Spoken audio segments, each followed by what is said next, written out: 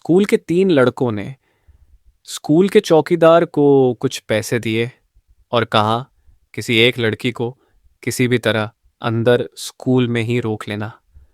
चौकीदार ने जैसे ही पैसे देखे उसकी आंखों में लालच उतर आया। उसने बिना कुछ पूछे सिर हिला दिया।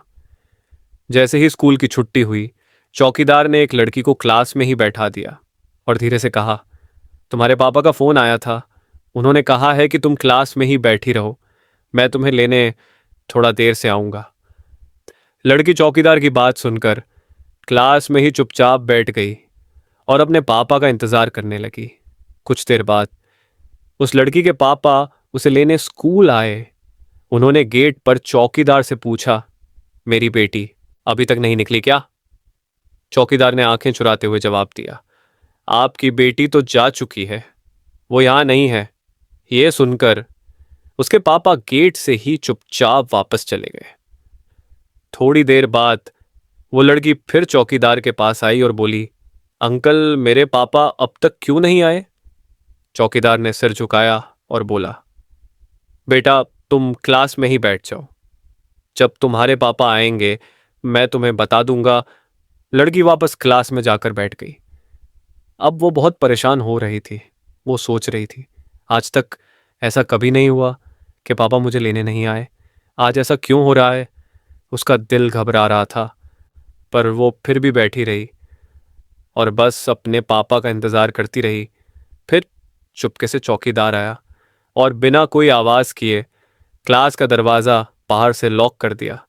इसके बाद उसने उन तीनों लड़कों को स्कूल के अंदर बुला लिया। प्रवीण, सौरव और अमर, वो तीनों लड़के जिस्म के भेड़िए बनकर स्कूल में दाखिल हो गए। सबसे पहले प्रवीण उस लड़की के पास क्लास में गया और उसके साथ ज़बरदस्ती करके उसके जिस्म के साथ खेल कर वापस आ गया। फिर दूसरा लड़का सौरव गया। उसने भी अपनी हैवानियत, अपनी ताकत उस मासूम पर निकाल कर बाहर आ गया। अब तीसरे लड़के अमर की बारी थी। वो भी अपनी प्यास बुझाने उस लड़की के पास क्लास में गया, लेकिन जैसे ही उसने उस लड़की को देखा उसकी सांसें रुक गईं। वो हैरान रह गया। उसके हाथ पांव कांपने लगे। जानते हो क्यों? क्योंकि वो लड़की उसकी बहन थी। लोगों की बहन बेटियों को दागदार करने वालों, सुनो, एक न एक दिन तुम्हारी बहन बेटियों के साथ भी वही होगा जो तुमने किसी और की बहन बेटी के साथ किया है। क्योंकि ये एक कर्ज है और ये लौटता जरूर है, इसलिए कर्म हमेशा अच्छे करो। दोस्तों, आपको ये कहानी कैसी लगी? ये मैंने बहुत डीप रिसर्च के बाद बनाया था। इसे सभी के साथ शेयर करें ताकि देश में ये सब खत्म हो जाए। अब आप इसे कितना प्यार देते हो ये आपके ऊपर है। तब तक के लिए जय हिंद।